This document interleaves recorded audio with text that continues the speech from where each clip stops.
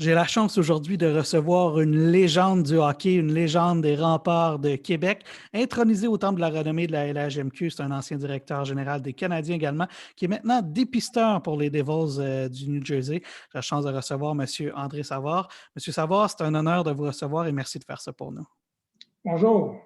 Si on vous parle aujourd'hui, c'est parce qu'on veut vous replonger dans vos souvenirs, dans vos bons souvenirs. Le 5 février 1971, il y a 50 ans, vous réussissez un exploit complètement fou, un record qui sera peut-être jamais battu. 12 points dans le même match. C'est quoi votre souvenir de ce match-là? Est-ce que c'est encore assez frais dans votre mémoire malgré les années? Ben, le match en soi-même n'est pas frais. Ça, c'est une chose qui fait 50 ans. Mais c'est que je me souviens très bien. Écoute, là, c'est Guy Lafleur, c'est Michel Brière à gauche, Guy Lafleur à droite, et moi au centre. Trois joueurs qui étaient déterminés, qui travaillaient à chaque présence. Et puis, écoute, tu étais chanceux avec Guy Lafleur. Guy Lafleur avait un but, il en voulait deux. Il y en avait deux, il en voulait trois. Alors, ainsi de suite. Et puis, Michel Brière, il était petit, Michel Brière, mais il avait des bonnes mains. C'est un gars intelligent, c'est un gars offensif. Et puis, qu'est-ce que je me souviens qu'est-ce que je me souviens? C'est la marche, après la marche pour aller à ma pension du Colisée. Il faisait froid. Je me souviens qu'il faisait froid. C'était en plein hiver. C'était une marche d'à peu près 20 minutes. Et puis là, j'ai eu le temps de réfléchir que c'était une soirée spéciale. Là, c'est là que j'ai. Parce que durant le match, est-ce que tu as 10 points, tu as 9 points, 8 points, 11 points? Tu ne sais pas exactement. Je ne me souviens pas qui me l'a dit après le match que finalement, j'avais 12 points. Alors là, j'ai dit, ouais, c'est spécial. Alors, en marchant, en allant vers la pension, moi, je demeurais à Limoilou. Et puis, j'ai dit, il va falloir que j'appelle ma mère. Et puis, quand j'arrivais à la maison, là, j'ai appelé ma mère pour lui annoncer qu'on avait eu une belle soirée, qu'on avait gagné, et puis que Guy Lafleur, Michel Brière et moi-même, on avait eu beaucoup de points. Et puis, que moi, j'en avais eu 12. Alors, c'est ça que je me souviens plus. C'est la fameuse marche. Mais j'ai vu des années par après là, que j'étais avec le Canadien, sa mère, la secrétaire, m'a montré sa mère. Et puis, c'est probablement, j'ai scoré un but à la fin du match. Et c'est ça qui a fait la différence pour avoir 12 points. Et puis, un de plus que Guy Lafleur, puis deux de plus que Michel Brière. Est-ce que, avant qu'on tombe dans d'autres mémoires, je veux que vous nous replongiez dans le contexte de ce match-là. C'était contre le National de Rosemont. À l'époque, bon, c'était une équipe qui n'avait pas fait les séries, mais est-ce que vous vous souvenez un peu du contexte? L'équipe, est-ce que c'était une bonne équipe, une équipe dangereuse? Est-ce qu'on s'attendait à les renverser d'une telle manière? Là, c'est un match qui a fini 14-1. Bien, probablement, ce n'était pas une équipe dangereuse. Probablement, écoute, 14, on avait scoré 12 à 14. Clément Jaudoin était de l'autre côté. Et puis ça, je ne savais pas. Encore une fois, lorsque j'ai vu sa mère, j'ai vu le nom de Clément qui était à la défense. Alors, je ne sais pas si Clément se souvient de cette soirée-là. Mais écoute, je pense que dans ce temps-là, il y avait des équipes plus fortes et des équipes plus faibles. Et puis, nous autres, par contre, une chose que je peux dire, M. Filion était très exigeant, très demandant. Et alors, il n'y avait pas de laisser aller. Alors, on avait un bon instructeur qu'on savait qu'il fallait travailler, qui demandait beaucoup de rendement. Puis je donne beaucoup de mérite à Maurice Filion pour cette soirée et pour les succès qu'on a eu avec les remparts. Parce que M. Filion, les tours, il y a eu du succès parce qu'on était organisé sans avoir un grand système. Et puis, je pense que même si c'était Guy Lafleur, il était sévère avec tout le monde. Alors, il demandait de tout le monde. Et puis, il nous a instauré une ligne d'éthique de travail qu'on a embarquée. Et puis, c'est une des raisons qu'on a eu du succès durant les saisons qui étaient là. Mais une chose, il ne faut pas oublier que ce match-là, peut-être que M. Filion ne nous aurait pas embarqué moins dans la troisième période. Mais ils ont continué à nous embarquer continuellement et pour que nous autres, ben, finalement, ben, on se ramasser avec tous ces points-là. Mais de là à dire, est-ce que je me souviens du club de l'autre côté tellement? Non. Mais non, je ne me souviens pas tellement, mais il y a un joueur, sans me souvenir de Clément, je l'ai vu sur le sommaire, mais Clément Jaudoin est devenu un très bon instructeur dans les juniors du Québec, un très bon assistant instructeur, il a eu du succès en Europe, alors il a eu du succès, il a eu une belle carrière, il continue encore. Oui, il y avait Robert Sirois dans cette équipe-là également. Ah, il y avait Robert Sirois! Oui, exactement. Mais quand même quelques noms qu'on connaissait, mais c'est une équipe cette année-là qui n'avait pas fait les séries. Alors, non, je comprends que vous disiez que ce n'était pas une équipe qui était particulièrement menaçante, mais quand même, est-ce qu'à un certain moment donné, au fur et à mesure que le match avançait, vous disiez là, on va lever la pédale un petit peu? Non, on ne l'a pas à pédale. On ne l'a pas à pédale. Puis justement, au début, comme on était les trois pareils, comme j'ai dit, Michel Brière et moi-même et Guy Lafleur, non, il n'était pas question de lever la pédale. On savait qu'on avait une belle soirée. On voulait continuer d'avoir ce match-là.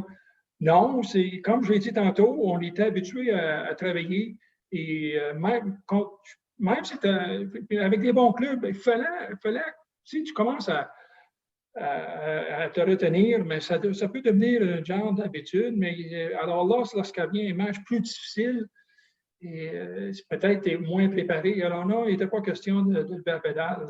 Et puis, il était comme ça, un but, il en voulait deux, il en voulait trois. Il voulait que ça continue jusqu'à temps que c'est fini. Alors, on en a profité.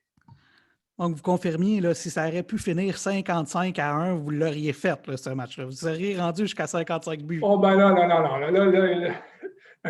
C'est impossible. C'est impossible. C'est peut-être, je ne sais pas, là, je ne sais pas, mais là, c'est peut-être le match qu'on a scoré plus de buts, les Remparts. Je ne suis pas certain. Moi, j'ai été 4 ans avec les Remparts de Québec. Est-ce que c'est le match où les Remparts ont compté plus de buts? Probablement que oui. Je dirais que je ne me souviens pas, moi, qu'il y a eu une soirée de 15. Là. Alors, non. Là, tu sais, Rosemont était dans la Ligue de junior majeur du Québec. Là, tu viens de mentionner Robert Sirois, qui était un bon joueur de hockey, un très bon joueur de hockey. Clément était un bon joueur de hockey. Alors, sans savoir les autres noms, écoute, là, il faisait partie de notre ligue. Alors, non, c'est impossible. Je pense que c'est le match qu'on a scoré plus de buts. Bien, vous dites que le match est loin, mais vous semblez quand même avoir les souvenirs, ils reviennent assez rapidement. Là. Vous avez des images claires de ce match-là encore. Là. Bien, j'ai été interviewé peut-être 3-4 fois sur ce match-là, ça me revient. Et puis, alors, c'est pas mal la même chose que je dis, c'est l'après-match, et puis des joueurs, l'instructeur, l'ambiance aussi, l'ambiance du Colisée. Il ne faut pas oublier l'ambiance du Colisée. L'ambiance du Colisée, les partisans en or, là, les autres, là, il y avait tellement d'atmosphère dans le Colisée, et puis je pense que ça nous aidait. Ça nous aidait à continuer. Les autres, voir un autre but, et écoute, les gens se levaient. Là, ils n'étaient pas tranquilles, ces gens-là. Là, ils se levaient. Alors, je pense que c'est une des raisons aussi. Plus que tu en parles, c'est un autre aspect. Je crois probablement qu'on a eu du succès. L'ambiance, les partisans qui étaient derrière nous. Et puis, ils en voulaient des buts, eux autres aussi. Ils en voulaient. Alors, je pense que c'est une autre raison probablement que je n'ai jamais mentionnée. Et là, on parle souvent du match de 12 points, mais il y a 3 records qui vous appartiennent dans ce match-là. 9 aides dans un match, c'est quand même spectaculaire. J'imagine que ça aide quand on joue à côté de Guy Lafleur et de Michel Brière, qui est quand même peut-être une des légendes inconnues ou moins connues du hockey. Et 7 aides dans une seule période. Est-ce qu'à un moment donné, vous pensiez qu'à chaque passe, il y aurait un but? Bon, avec Guy Lafleur, il y a des bonnes chances. Puis, il ne faut pas oublier que Michel Briard, de l'autre côté, avait des bonnes mains, une bonne vision. Et puis, alors, c'est un complément de 3 joueurs qu'on complétait très bien. Et puis, Écoute, non, pas à chaque fois, mais écoute, Guy Lafleur, je n'ai pas besoin de le mentionner, c'est devenu une grande vedette de la Ligue nationale. Alors, on peut s'imaginer dans le junior. D'ailleurs, une des soirées, je me souviens le plus, moi, des Remparts de Québec, c'est quand Guy Lafleur, à dernier match au Colisée, à la fin de saison, pour se rendre à 100 buts, il fallait qu'il en score 6. Et puis, il l'a fait. Et puis, ils ont arrêté le match. Ils ont fait une présentation. Alors, c'est l'atmosphère de cette soirée-là m'a toujours donné un grand souvenir aussi. Le dernier match au Colisée de la saison, pour son 100e but, il fallait qu'il en fasse 6, puis il l'a fait. Et après le match de 12 points, une victoire de 14-1, c'était quoi l'ambiance dans le vestiaire? Parce que vous m'avez parlé de la marche, mais après, est-ce que vous réalisiez quand même ce qui venait de se passer dans le vestiaire ou c'était comme une soirée comme les autres? Bien, probablement pas une soirée comme les autres, mais l'atmosphère d'un vestiaire, lorsque tu gagnes 3-2, puis tu gagnes à la fin pour. Là, c'est une atmosphère réellement, c'est une atmosphère assez différente parce que tout le monde est heureux, ça a été difficile finalement, là, on est venu à bout de gagner. Tandis que là, c'est un autre genre de oui, c'était probablement plus tranquille. C'est pas Guy Lafleur était tranquille, moi j'étais tranquille, Michel Briand était tranquille. On n'était pas les trois qui s'est pété les bretelles pour dire non, c'était une atmosphère assez tranquille. Je pense que ça a pris un certain temps de finalement réaliser que c'était une soirée spéciale. Mais de là à dire dans le vestiaire qu'on faisait des high-fives, dans ce temps-là, on ne se faisait pas probablement, il n'y avait pas d'high-five, mais non, je ne m'en souviens pas qu'on s'est énervé tant que ça. Alors, si oui, je m'en souviendrai. Mais moi, j'étais assis à côté de Guy Lafleur. J'étais assis à côté de Guy Lafleur. Alors, une chose que je dois dire, Guy Lafleur, lui, après un match, c'était le premier dans la douche. Et puis, il allait aux douches, puis il a toujours volé ma serviette. On avait un temps de Remparts, on avait droit à une serviette. On avait 10 000, mais on avait droit à une serviette. Alors, Guy, lui, il partait assez vite, et puis il me volait ma serviette. Alors, Pierre-Charles, j'ai dit, ça me prend une serviette. Là, on discutait, où ta serviette? Tu sais, c'est quoi? Où la serviette? Là? Et puis, alors, non, c'est pour te dire que Guy, après un match, même s'il y avait sa but, je pense qu'on était des gens assez tranquilles. Vous étiez en mission cette année-là et c'est un peu représentatif de la réaction dont vous me parlez, c'est un peu représentatif du reste de la saison parce que c'est dans cette même saison-là que vous avez gagné la Coupe Memorial, la dernière du Québec avant une longue disette. C'était une équipe spéciale, hein, cette équipe-là, cette édition-là des Remparts. Oui, Jacques Richard, Régent Giroux, Pierre Roy, Charles Constantin, Pierre Dion. Alors, oui, on était une bonne équipe. On avait du talent. On avait du talent, mais on avait du talent qui travaillait. Et oui, ça n'a pas été facile contre Charlottetown. Lorsqu'on était à Charlottetown, on s'est fait brasser. Et puis, c'était physique.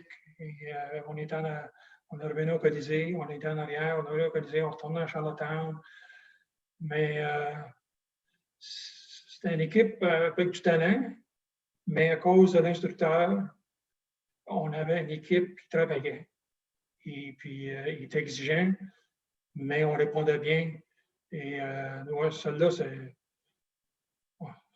l'atmosphère, la Coupe Memorial, et a également gagné dans la Ligue du Québec l'atmosphère dans le vestiaire. Là, on s'en souvient, parce que là, ça fêtait. Là, on était contents. Et puis, non, c'est une coupe difficile à gagner. C'est probablement encore plus difficile aujourd'hui. Mais oui, c'est un très bon souvenir. Et puis, c'était la dernière année à Guy, et puis on en a profité. Ce match du 5 février 71 là, avec les 12 points, est-ce que Clément Jaudoin vous en parle encore? Est-ce qu'il vous en a voulu? C'est la première fois que j'en parle que je nomme son nom. Je n'ai jamais dit son nom. Même quand je l'ai vu dans sa mère, quand j'étais avec le Canadien, c'est Suzanne qui m'a sorti de sa mère et puis j'ai vu son nom. Je n'ai jamais parlé de Clément Jodoin, c'est la première fois. Je voulais être respectueux. Mais là, je l'ai mis sur la table un petit peu. Puis, en tout cas, c'est bonne guerre, là, mais on ne s'en est jamais parlé. Peut-être qu'il va m'en parler, je ne sais pas, mais là c'est la première fois que j'en parle. Quel était, bon, il y avait effectivement les Guy Lafleur et les Michel Brière, mais c'était qui le héros peut-être moins connu ou le héros obscur de cette équipe-là? J'ai sorti la photo aujourd'hui, là. J'ai sorti la photo aujourd'hui, là, pour le héros obscur. Là, je vois Jean Couchard, Jean Géraud, Michel Brière, Bill Landers, Jean Landry, Jacques Loca, Perron, alors Charles Constantin, je l'ai nommé, et puis Grenier. Alors, on était une équipe une équipe assez bien balancée. Et puis, alors ça, c'est les noms. L'obscur, c'est assez difficile, mais je dirais, c'est certain que Jacques Char et Jean Giroux offensivement, Jean-André défensivement, c'est peut-être pas Jacques Char, Jacques Char était très connu, était un grand talent là-dessus. Mais Jean Giroux, c'était un gars qui avait des bonnes mains, il avait du guts. Il n'était pas gros, là, mais il avait du guts. Alors, oui, ces gars-là, tout le monde a contribué. Vous avez à peu près tout vécu dans le monde du hockey là, professionnel. Il se situe où dans la hiérarchie de vos souvenirs, ce fameux match de 12 points-là? On se souvient bien. Oui, bien. On se souvient le résultat et puis de réaliser que ça a été 12 points, que c'était pour être un record et que j'étais fier. J'étais très fier. Et puis, alors, le souvenir toujours était là. Mais on se souvient beaucoup des années juniors. Moi, j'étais chanceux. Des années juniors, j'étais chanceux. J'étais signé comme agent libre. J'étais avec les Comets d'Amos. Et puis, Maurice Pillon m'a amené à Québec sans savoir exactement dans quelle aventure je m'embarquais. Et puis, finalement, on s'est embarqué dans une aventure avec, comme je viens de mentionner, Guy Lafleur, Charles Couchard, Jean Géroux. Il y avait déjà une très, très belle base. Mais les années juniors, c'est des années qu'on n'oublie jamais. Qu'on n'oublie jamais. On ne compte pas l'argent, on demeure en pension, on marche pour aller à l'aréna avant la pratique, on marche pour venir à l'aréna. Il y a l'école au travers. L'ambiance codisée, les partisans. J'ai déjà vu dans les séries, moi j'ai déjà vu, on pratiquait à 6 heures, sortir à 8 heures, puis il y a des gens qui attendaient pour acheter des billets le lendemain à 9 heures. Alors, il y avait des tables, ils jouaient aux cartes. J'ai été chanceux de faire partie de toute cette atmosphère-là, qu'on avait un club, un très bon club, et puis que les gens ont embarqué. Ça contenait 10 000, mais il y avait 13 000 souvent. Les gens étaient dans les marches. On avait le danseur, là j'oublie son nom, le danseur qui était dans son show. Et puis, c'est des souvenirs, c'est des très bons souvenirs. Les 4 ans que j'étais avec les Remparts de Québec, c'est des souvenirs qui sont toujours là. La seule chose, j'ai été blessé souvent. J'ai été blessé souvent au genou. J'ai été opéré 4 fois dans ma carrière à Québec. Et puis, j'ai manqué une demi-saison, j'ai manqué un petit peu le début de la dernière saison. Alors, j'ai eu mes problèmes, mais on a passé les obstacles et puis finalement, j'ai été capable d'avoir une carrière quand même. Donc, de ce que je comprends, c'est que votre passage avec les Remparts, c'est parmi vos plus beaux souvenirs dans le hockey, là, incluant le hockey professionnel. Oui, oui.